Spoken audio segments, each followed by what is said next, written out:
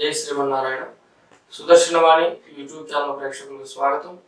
ప్రశ్న: ఇంటికి ఈశాన్యం ద్వారాలు ఉంటే ధన నష్టం సంభవిస్తుంది.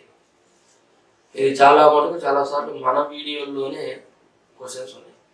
మనం ఎంత అవగాహన చేసి చెప్పినా చాదస్తంగా కావచ్చు, మూఢత్వంగా కావచ్చు, ఈయన వాడు పెట్టాడు అని మనం పెట్టడం కావచ్చు, అందరూ ఇట్ట కట్టారు సార్ మావాడు, నేను ఇట్ట కట్టుకుంటా అందరూ అంటే అధిక చాదస్తంతో, అధిక ఆలోచనతో బాగా పక్కా శాస్త్రం సార్ అనే విధంగా చేస్తున్నారు. ఏంటంటే ఇంటికి ఈశాన్యంలో వాకిలి పెడతారు. అది మనకు పూర్వంలో లేదు. చక్కగా ఏ గురు శుక్ర స్థానాలు, ఇంద్ర స్థానాలు సెలెక్ట్ చేసుకొని స్థానబలం ప్రకారంగా ఏర్పాటు చేస్తాం.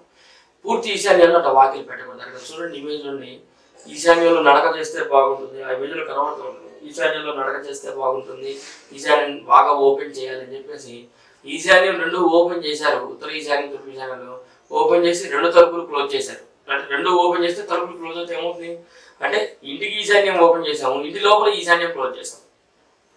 జాగ్రత్తగా గమనించాలి. ఇంటికి ఈశాన్యం ఓపెన్ చేసాం కానీ ఇంటి లోపల ఈశాన్యాన్ని రెండు తలుపులతో క్లోజ్ చేసాం. అంటే ఎప్పుడో క్లోజ్ అయి ఉంటాయి. తద్వారా ధన నష్టం సంభవిస్తుంది. ఎందుకు సంభవించదు? డెఫినెట్గా చాలా మంది అంటుంటారు మాకు ఈశాన్యం వాకిలి అంటే అద్భుతంగా ఉన్నాం కదా.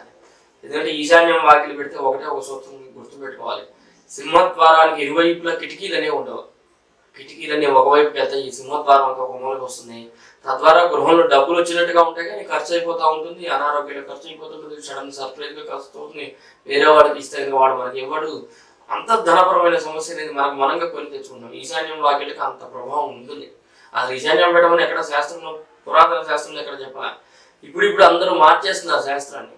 అంటే మనకు అనుగుణంగా మనం శాస్త్రాన్ని మార్చుకొని మన ఇష్టం వచ్చినట్టుగా మనం కొలతలు పెట్టుకొని మన ఇష్టం వచ్చినట్టుగా మనం ద్వారా నిర్ణయాలు చేసుకొని పెడితే ఇప్పుడు ఈవెన్ నేను నిర్మాణానికి ఇచ్చేటువంటి కొలతలు ప్లానింగ్లో కూడా వాళ్ళు నాకు ఈశాన్యం కావాలంటారు, నేను వద్దంటాను.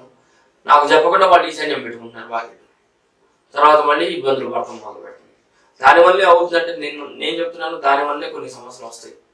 ఈశాన్యంలో తొక్కిసినట్టు పెరిగిపోతుంది, నడక పెరిగిపోతుంది, అందరూ అటే వస్తుంటారు, నడుస్తూ ఉంటారు. శంకుస్థాపన చేసిన వాకాన్ని నడిచినట్టే ఇండైరెక్ట్గా. అదే ఈ రెండు వాకిలు అమలు ఈశాన్యం లేకుండా గురుస్థానాల్లోకి వెళ్ళిపోయినాయి అనుకోండి, బుధ గురు స్థానాల్లోకి ఆటోమేటిక్గా ఆ రెండు భాగాల్లో కిటికీలు ఉంటాయి. ఇంటి లోపల ఈశాన్యం అనేది ఫ్రీగా ఓపెన్ అయిపోతుంది. కనుక గృహ నిర్మాణంలో ఈశాన్యం ప్రాముఖ్యత మంచిదే కానీ అక్కడ ద్వారం పెట్టడం మంచిది కాదు. తద్వారా అనేక విధాలైన కష్టాలు వస్తూ ఉంటాయి. కాబట్టి వీలైనంతగా అవాయిడ్ చేయండి. అసలు ఉండకుండా ఉండటం అనేది మంచిది కాదు.